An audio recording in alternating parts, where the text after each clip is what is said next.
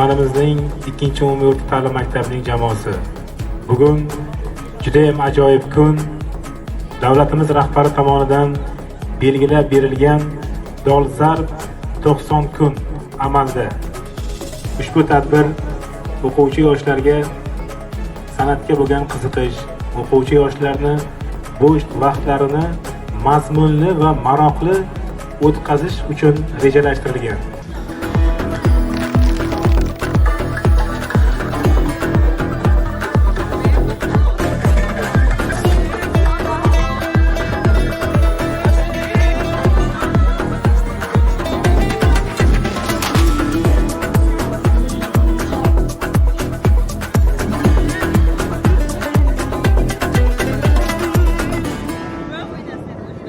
Mana bugun Denov tumanidagi 2-sonli umumiy o'rta ta'lim maktabida muhtaram yurtboshimiz Shavkat Miromonovich Mirziyoyev tomonidan 2025-yil 15-may kuni video selektor yig'ilishida maktab ta'limi tizimidagi islohotlarga bag'ishlangan video selektor yig'ilishi bo'lib o'tdi.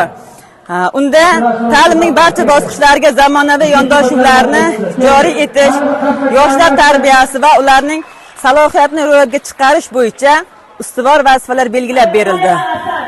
Yig'ilishda davlat rahbari tomonidan yoshlarni bo'sh vaqtini mazmunli tashkil etishga qaratilgan dolzarb 90 kunlik dasturi e'lon qilindi.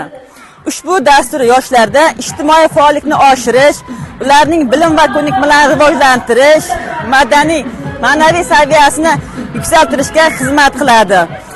Bugun o'quvchilarimiz o'zlarining barcha sohadagi yo'nalishdagi iste'dodlari bilan bayram tadbirini ko'tarinki ruhda o'tkazmoqdamiz. Bunda o'quvchilarimiz bo'sh vaqtlarini mazmunli tashkil etish, sport, fan, kitobxonlik bo'yicha hamda badiiy yo'nalishlar bo'yicha o'zlarining iqtidorlarini namoyish qildilar. Biz bundan juda ham mamnunmiz. Dolzarb 90 kunlikni o'tkazmoqdamiz. Ushbu dolzarb 90 kunlik dasturda belgilangan rejalar asosida bundan keyingi 90 kun davomida yoshlarimiz bilan reja asosida tadbirlarni tashkil etamiz. Buni o'tkazishdan maqsad o'quvchilar o'zlarining bilim va ko'nikmalarini yanada oshirish va zamonaviy bilimlarga ega bo'lishi juda ham katta o'quvchilarga qiziqish uyg'otadi.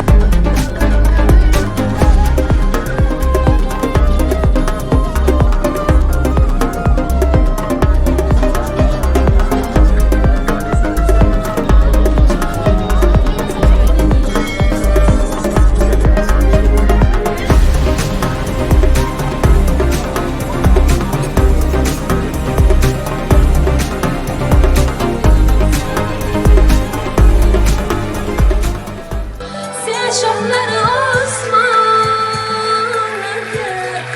Digip durgen çınarın Ota desem kızım de Boş digip durgen o seni Tılığım sen